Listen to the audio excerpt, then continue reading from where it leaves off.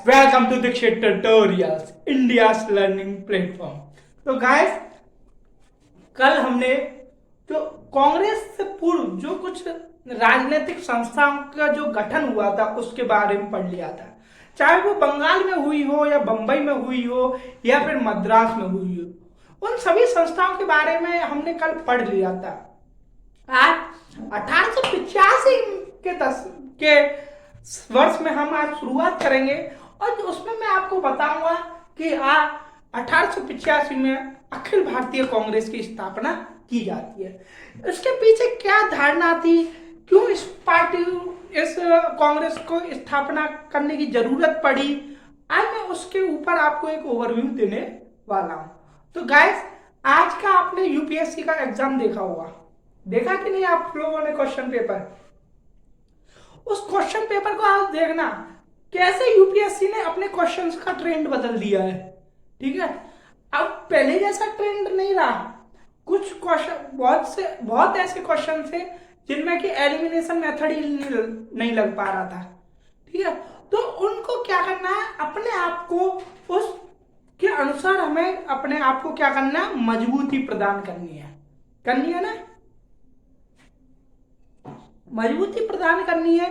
और उसी आधार पर हमें क्या है कि अपने आप को उस जो आने वाले जो एग्जाम है उनके अनुरूप खुद को ढालना है। ठीक है, तो गाइस अब हम शुरू करते हैं अखिल भारतीय कांग्रेस। तो यहां मैं लिख देता हूं भारतीय राष्ट्रीय कांग्रेस। क्या लिखूं? भारतीय राष्ट्रीय कांग्रेस की स्थापना। आपको मैं बता दूं, जब एक कांग्रेस थी, कांग्रेस का जो प्रथम चरण माना जाता है वो 1885 से लेकर 1905 तक माना जाता है। ठीक है, 1885 से लेकर 1905 तक माना जाता है और इसको बोलते हैं उदारवादी चरण।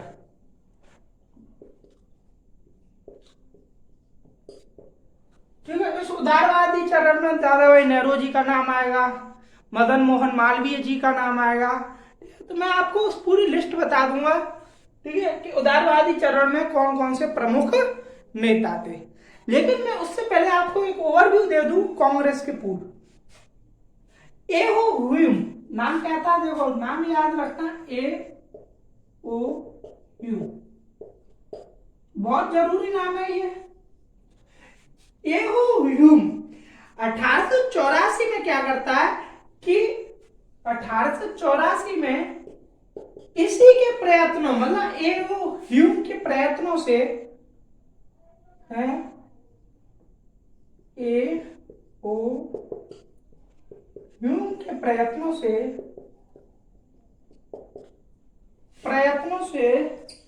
इंडियन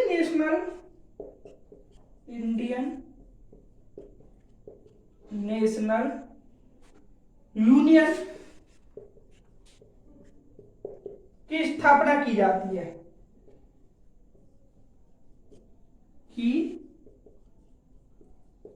देखो, पहले जो क्वेश्चन बनता था वो क्वेश्चन बनता था कि 1885 मतलब किस वर्ष अखिल भारतीय कांग्रेस की स्थापना की गई, तो हर कोई बोल देता था 1885। ठीक है, 94% इसको सही लगाते थे लोग। लेकिन अब क्या है कि क्वेश्चन को टिपिकल बनाने के लिए जो संस्था जो पेपर कराती है ना, उन्होंने क्वेश्चन को टिपिकल बनाना शुरू कर दिया। अब ये पूछती है कि इंडियन नेशनल यूनियन की स्थापना किस वर्ष हुई, या फिर 1884 में ए.ओ. ह्यूम ने कौन सी संस्था का स्थापना किया। ठीक है, तो ये जो क्वेश्चन है वो अब ऐसे क्वेश्चन बनने लग गए हैं। वही मैं आपको बता दूं कि इंडियन नेशनल यूनियन क्या हुआ कि इसका जो 1885 में क्या किया कि इसका जो अधिवेशन करना था वो करना था पूना में। 1885 में अधिवेशन पूना में निर्धारित किया गया। पूना में निर्धारित किया गया, परंतु क्या हुआ कि पूना में हैजा फैल जाने के कारण इस अधिवेशन को बंबई में स्थानांतरित किया गया। मतलब जो पहले पूना में जो होना था अब वो कहाँ होना था, बंबई में। पूना में से इसलिए हटा दिया गया क्योंकि वहां हैजा फैल गया था। ठीक है, तो हैजा की वजह से इस अधिवेशन को स्थानांतरित किया गया और कहाँ किया गया, बंबई में। 1885 में मैं यहां लिख देता हूं, 1885 में बंबई में अधिवेशन किया गया और इस अधिवेशन में प्रमुख शहर के, ठीक है, प्रतिनिधियों ने भाग लिया। प्रमुख शहर के प्रतिनिधि,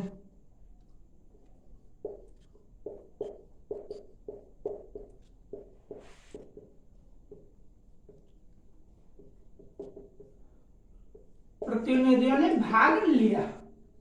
ठीक है, और इसी 1885 में ही बंबई में ही क्या किया, सर्वप्रथम अखिल भारतीय कांग्रेस का गठन किया गया।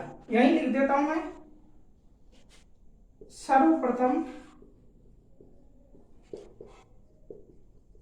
अखिल भारतीय कांग्रेस का गठन। ठीक है, तो अब क्या है, अखिल भारतीय कांग्रेस का गठन किया गया। अब मैं आपको बता दूं कि इस अखिल भारतीय कांग्रेस के गठन में देखो एओ ह्यूम का तो पूर्ण योगदान था ही, क्योंकि जब 1885 में जब पूना में जो अधिवेशन कराने का निर्णय लिया गया तब पूरा उत्तरदायित्व किसको दिया गया था, एओ ह्यूम को। लेकिन पूना में नहीं हो पाया, वो बंबई में हुआ और पूरा उत्तरदायित्व किसके हाथों में था, एओ ह्यूम। लेकिन अखिल भारतीय कांग्रेस में एओ ह्यूम के साथ साथ जो सुरेंद्रनाथ बनर्जी एवं जो आनंद मोहन बोस, इनका भी पूर्ण समर्थन था अखिल भारतीय कांग्रेस को बनाने में। इन्होंने भी महत्वपूर्ण भूमिका निभाई, किसके साथ, एओ ह्यूम के साथ मिलकर, और एक अखिल भारतीय कांग्रेस की स्थापना की गई। ठीक है, तो देखो अब आपको बता दिया अखिल भारतीय कांग्रेस में कौन कौन जो मुख्यतः कौन आ गए थे। एक तो आगे सुरेंद्रनाथ बनर्जी, दूसरे आगे आनंद मोहन बोस, भाई जो एक एओ ह्यूम। तीन लोग इसके लिए बेहद ही इंपॉर्टेंट माने जाते हैं। और मैं बता दूं कि अखिल भारतीय कांग्रेस का जो प्रथम अधिवेशन था उसकी अध्यक्षता व्योमेश चंद्र बनर्जी ने की थी। प्रथम अध्यक्षता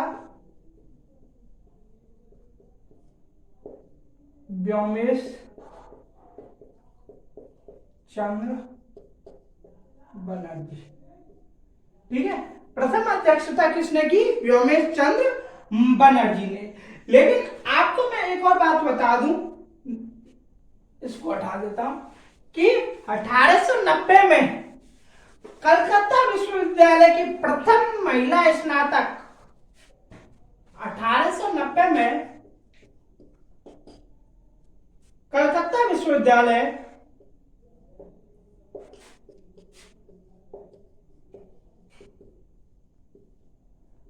विश्वविद्यालय की प्रथम महिला स्नातक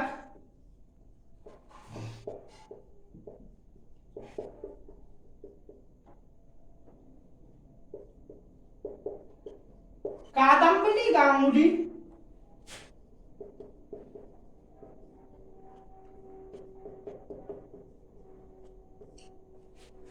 कौन थी, 1890 में कलकत्ता विश्वविद्यालय की प्रथम स्नातक जो थी कादम्बिनी गांगुली ने प्रथम बार, 1890 में बोल रहा हूं, ठीक है, प्रथम बार कांग्रेस को संबोधित किया, कांग्रेस को संबोधित।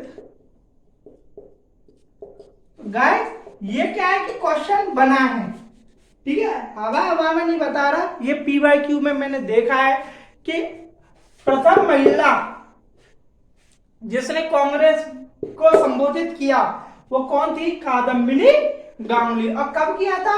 1890 में किया था। अब मैं आपको एक और बता दूं, लाला लाजपत राय का ने एक सिद्धांत दिया था, वो कौन था? देखो, सेफ्टी वाल्व सिद्धांत किसने दिया? लाला लाजपत राय।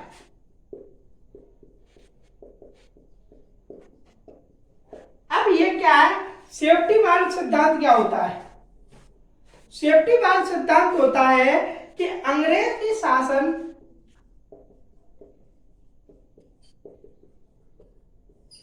के विरुद्ध बढ़ते जन आंदोलनों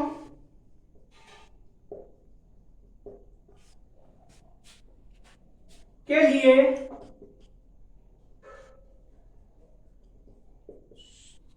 सुरक्षा कपाट, क्या बोलते हैं इसे? Safety wall. सुरक्षा कपाट की व्यवस्था करना।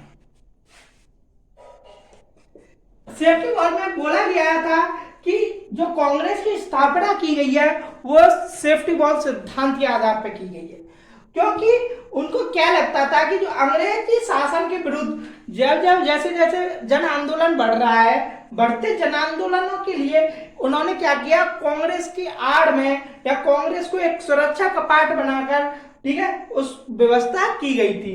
ठीक है, उन्होंने क्या किया कि हम जैसे जैसे कांग्रेस की स्थापना करेंगे, जो सेफ्टी वॉल सिद्धांत को बता रहा हूं, सेफ्टी वॉल सिद्धांत क्या था? यही था कि अंग्रेजी शासन के विरुद्ध बढ़ते जन आंदोलनों के लिए सुरक्षा कपाट की व्यवस्था करना। उन्होंने बोला था कि उन्होंने ऐसा समझा था, और कुछ इतिहासकार ऐसा मानते भी हैं कि कांग्रेस का जो गठन है वो एओ ह्यूम ने किया था। तो वो क्या करना चाहते थे?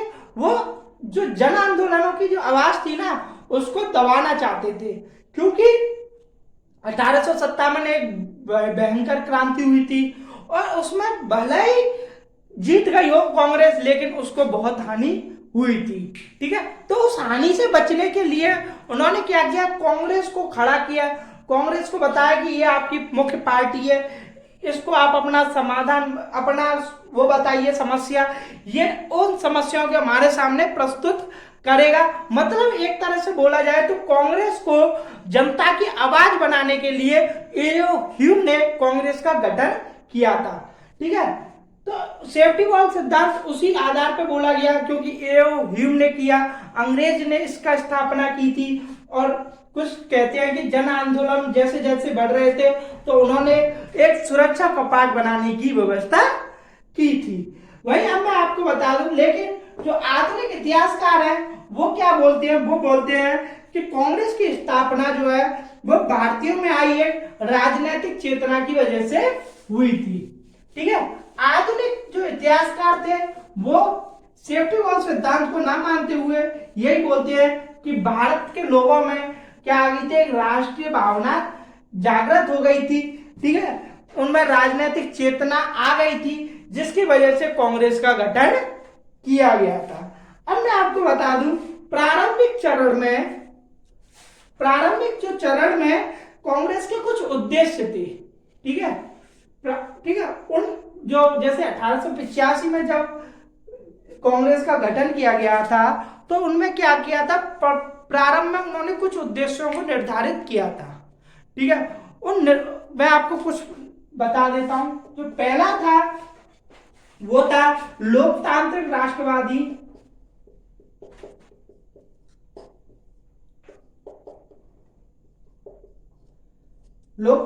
राष्ट्रवादी आंदोलन चलाना।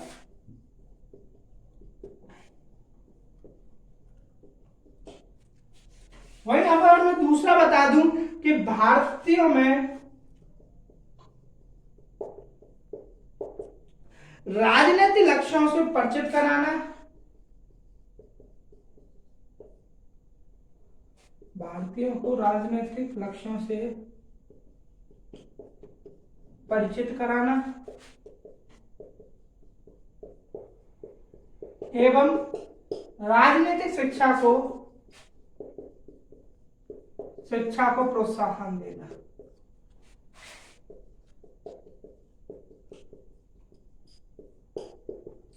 इसका जो तीसरा जो मुख्य उद्देश्य था वो क्या था, राजनीतिक नेताओं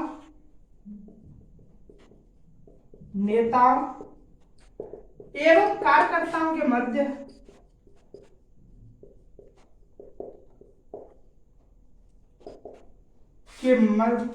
मध्य मित्रता स्थापित करना।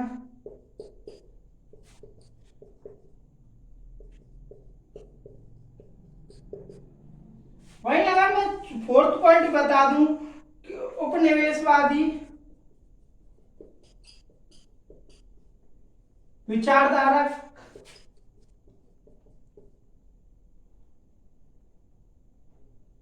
उपनिवेशवादी विरोधी विचारधारा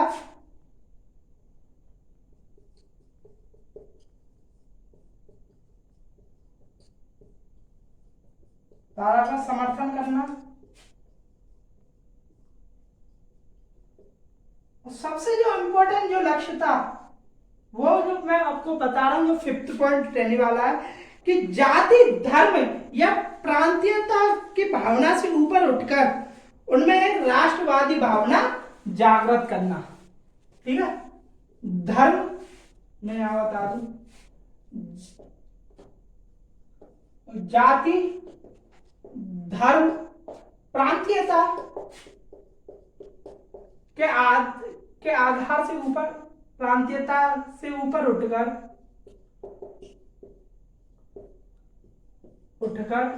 राष्ट्रवादी भावना को जागृत करना।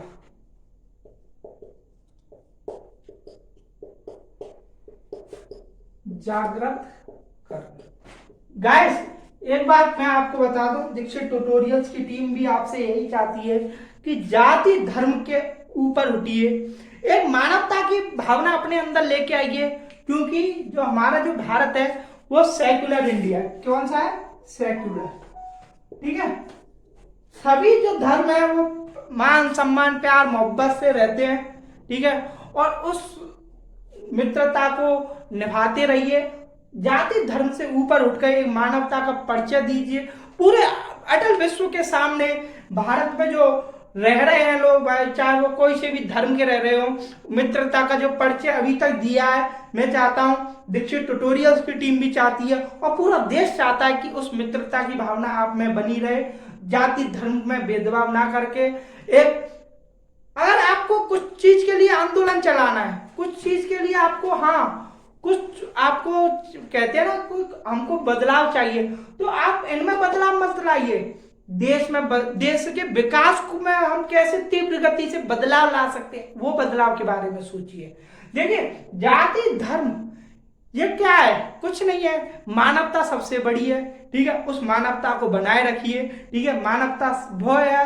हमेशा एक याद रखना कि अगर इंसान को अगर कभी बढ़ना है या इंसान को कोई कभी आगे भविष्य में अपने उच्च पद पे जाना है, तो जाति धर्म के आधार पर वो कभी नहीं जा सकता। वो हमेशा अपनी मानवता, अपनी योग्यता के आधार पर ऊपर उठता है। तो गाइस, दीक्षित ट्यूटोरियल्स की टीम भी आपसे यही चाहती है कि मानवता का परिचय दें, जाति धर्म के आधार पर क्या करना है कि मनमुटाव पैदा ना करें। ओके गाइस, ऐसा मैं आप सभी से हाथ जोड़ के विनम्र निवेदन करता हूं कि मानवता का परिचय दें, एक अटल विश्व में भारतीय पहचान बनाइए कि हाँ, एक भारत एक ऐसा देश है जहां सभी धर्म मिलजुल के एक बेहद शांतिपूर्ण तरीके से रहते हैं। तो मैं अपने टॉपिक पे आता हूं कि ये थे क्या कांग्रेस के प्रारंभिक चरण में प्रमुख उद्देश्य। ओके गाइस, ठीक है। अब मैं आपको बता दूं कि कांग्रेस का जो मैंने उदारवादी चरण में आपको बताया था कि जो प्रारंभिक जो चरण था उसे हम क्या बोलते हैं? उदारवादी चरण। ठीक है, कांग्रेस का उदारवादी चरण। जो उदारवादी चरण है वो 1885 लेके 1905 तक है। अब इसमें प्रमुख नेताओं के नाम मैं बता देता हूं, क्योंकि कभी कभी क्वेश्चन बन जाता है कि उदारवादी नेताओं का चयन कीजिए, या इनमें से कौन उदारवादी नेता नहीं है। ठीक है, तो जो पहला था दादा भाई नौरोजी, ठीक है। जो दूसरे थे फिरोज शाह मेहता,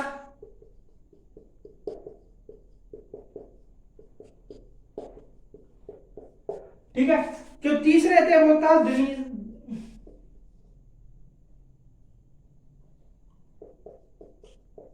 दिनसा वाचा। जो चौथे थे वो थे WC बनर्जी।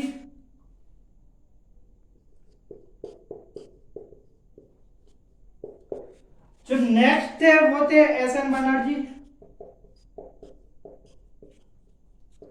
फिर जो नेक्स्ट थे वो थे रास बिहारी घोष।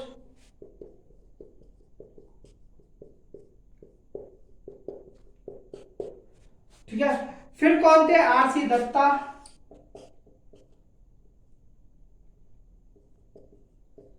RC दत्ता के बाद थे बदरुद्दीन तैयब जी।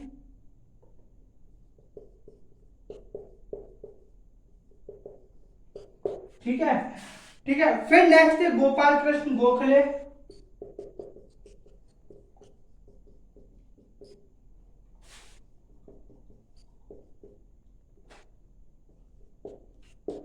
गोपाल कृष्ण गोखले के बाद थे PR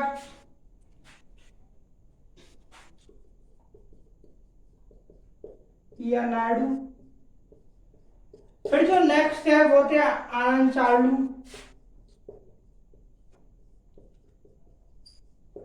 आनंद चार्लू के बाद थे पंडित मदन मोहन मालवीय। पंडित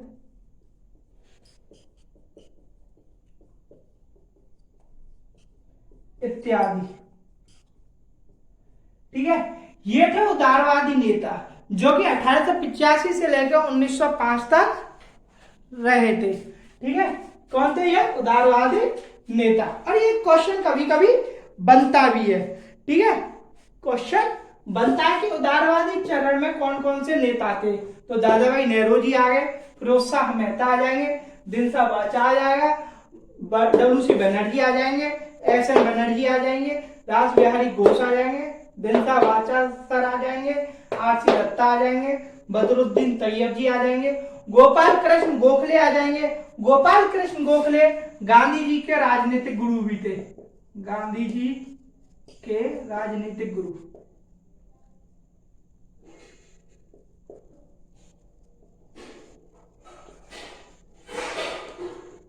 ठीक है, PR नायडू आ गए, आनंद चार्लू और पंडित मदन मोहन मालवीय। अब मैं आपको कुछ पॉइंट्स टू रिमेंबर बताने वाला हूं। ठीक है, पॉइंट्स टू रिमेंबर, क्योंकि कल हम क्या करेंगे, 1905 के बाद हम आपको बताएंगे कि कैसे कैसे राष्ट्रीय आंदोलनों की सहभागिता जनता की, जो जनता ने मिलजुल के जो सहभागिता का जो परिचय दिया था उसको हम कल बताएंगे। क्योंकि 1905 में बंग भंग आंदोलन होता है, बंग भंग आंदोलन, या हम बोलेंगे स्वदेशी आंदोलन। ओके गाइस, तो कल हम इस बारे में पढ़ेंगे, लेकिन मैं आपको पॉइंट्स टू रिमेंबर कुछ पॉइंट बता देता हूं। PTR में बता रहा था, है ना, तो उसमें मैं आपको बता दूं। सबसे पहला पॉइंट जो आपको बता दूं कि लॉर्ड डफरिन ने कांग्रेस को राष्ट्रद्रोहियों की संस्था बताया। ठीक है,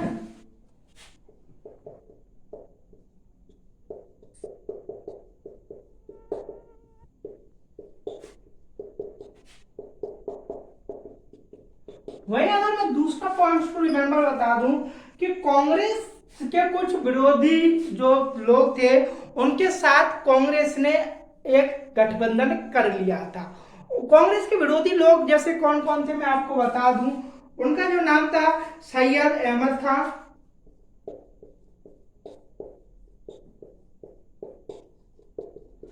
सैयद अहमद खान, सैयद अहमद खान के बाद बनारस जो नरेश था, बनारस नरेश राजा शिव से, बनारस नरेश राजा शिव प्रसाद सिंह,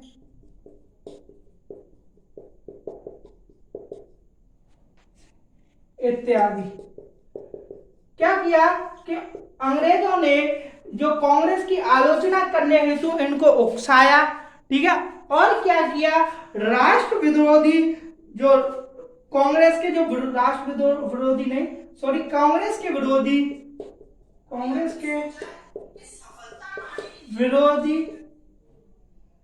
संगठन,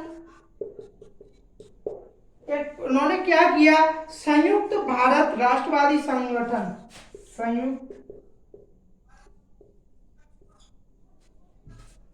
संयुक्त भारत राष्ट्रवादी संगठन, इसको इंग्लिश में जो बोलेंगे यूनाइटेड इंडिया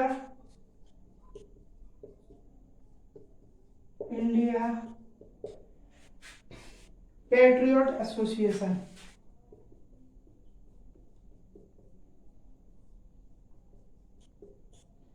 पैट्रियट एसोसिएशन की स्थापना की। मतलब अंग्रेज ने क्या किया, जो कांग्रेस के विरोधी संगठन थे उनके साथ मिलके क्या किया, एक संयुक्त भारत राष्ट्रवादी संगठन, ठीक है, यूनाइटेड इंडिया पैट्रियट एसोसिएशन की स्थापना की। तो फर्स्ट टू रिमेंबर में आपको बस 2 पॉइंट ही है। तो आज हमने जो कांग्रेस का जो गठन हुआ था उसके बारे में आज हमने संपूर्ण पढ़ लिया है। कल हम इस एक नए, जैसे आज हमने उदारवादी चरण पढ़ा, कल हम गर्मपंथी लोगों को भी पढ़ेंगे, ठीक है। और कैसे राष्ट्रवादी आंदोलनों में एक नई पहुंच बनती है, जनता की पकड़ मजबूत होती है, राष्ट्रवादी आंदोलन शुरू होते हैं, स्वदेशी आंदोलन शुरू होता है, उसके बारे में अब हम कल पढ़ेंगे। आज हमने राष्ट्र जो महत्वपूर्ण जो संस्था थी अखिल भारतीय कांग्रेस की स्थापना कर दी थी। अगर आपको यह सेशन अच्छा लगा हो तो लाइक करें, अपने दोस्तों के साथ, अपने रिश्तेदारों के साथ, अपने भाई बहन नाते रिश्तेदारों के साथ शेयर करना ना भूलें और सब्सक्राइब करें इस चैनल को। जय हिंद, जय भारत।